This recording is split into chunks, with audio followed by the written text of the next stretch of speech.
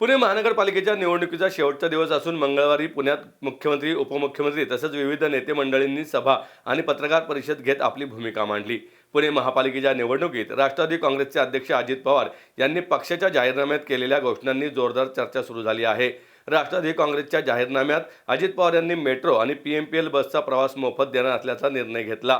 यावरून राष्ट्रवादी काँग्रेस आणि भाजपमध्ये आरोप प्रत्यारोपाला सुरुवात झाली. आता यावर राष्ट्रवादी काँग्रेसचे प्रदेशाध्यक्ष सुनील तटकरे यांनी देखील आपली प्रतिक्रिया व्यक्त करत आमची सत्ता आल्यावर पहिल्याच बैठकीत मेट्रो आणि PMPL बसचा प्रवास मोफत करण्यासंदर्भात निर्णय घेतला जाईल असं म्हटलं आहे.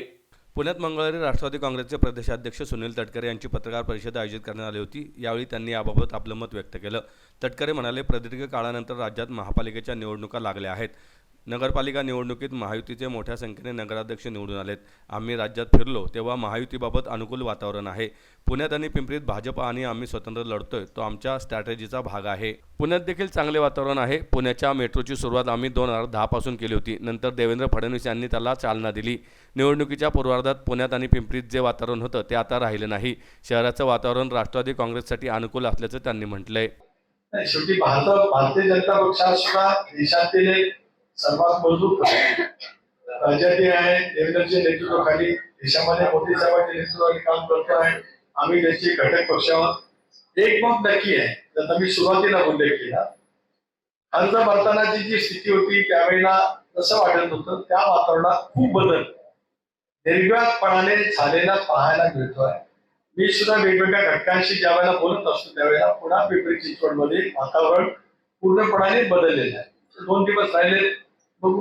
ज्या तुम्ही रवींद्र चव्हाणांसोबत चर्चा केली काही आणखी लोक पण त्याचं स्टेटमेंट केली, आता आम्हाला पश्चाताप होतोय. म्हणजे भाजपवर पहिल्यांदा एखाद्या मित्र पक्षाने ही वेळ आणली. कुठेतरी नेहमी राष्ट्रवादीशी बोललं जातं की राष्ट्रवादी युसेस व्हॅल्यू नेहमी पॉलिटिकल युसेस म्हणून त्याला आपण म्हणतो.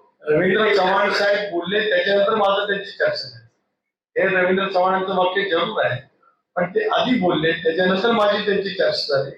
नंतर ते बोलण्याचं माझ्या कुठेही ऐकिवात नाही. आणि त्याचबरोबर ते आपण पाहिलं ते 14 ते 19 देवेंद्रजींचं उद्धवजींचं सरकार असताना सुद्धा प्रचंड ठिकाणी झाली.